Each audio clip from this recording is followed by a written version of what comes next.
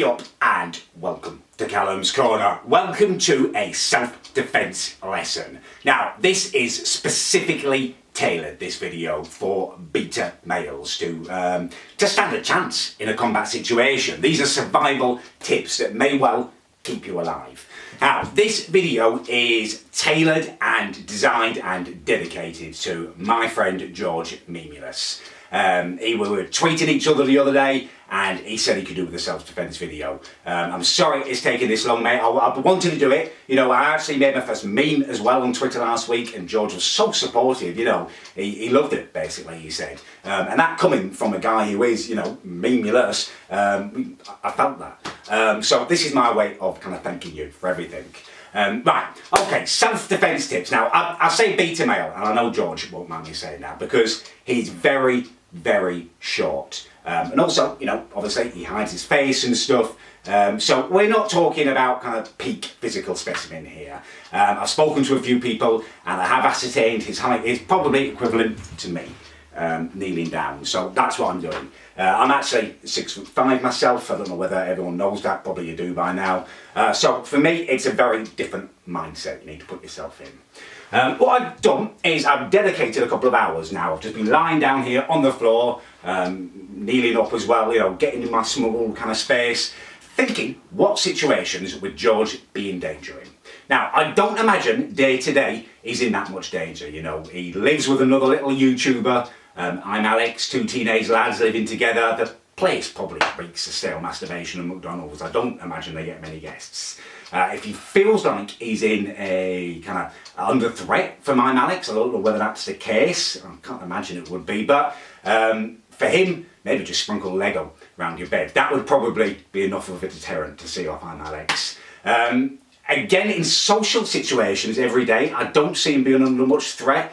I don't know what he gets up to, McDonald's, youth clubs, probably a bit old for that. I don't know his actual age, but that kind of stuff, you know, youth events, McDonald's and that kind of stuff. He probably blends right in with the other kids, so he'll be fine there, I think, as well.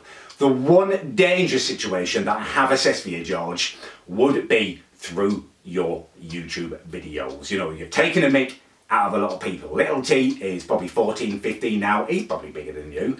So he's a threat. YouTube events, maybe, if people see you and they put two and two together, you know, it could possibly be a threat. So it's something that needs to be recognised.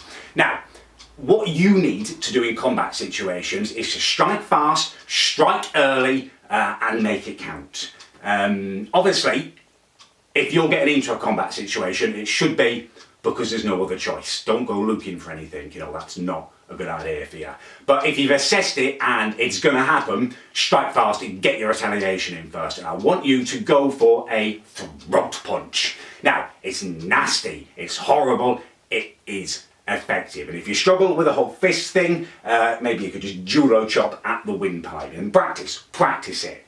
Now, this will work with your everyday people. People of the height, you know, under 6 foot tall. I think you should be tall enough still to reach their throat and to get that action in there. Now, obviously there is another brand of person. There's the alpha male, someone who's 6 foot plus, who's, you know, being physically blessed. In that situation, obviously you're in trouble. But what I want you to do is to use your smallness, right?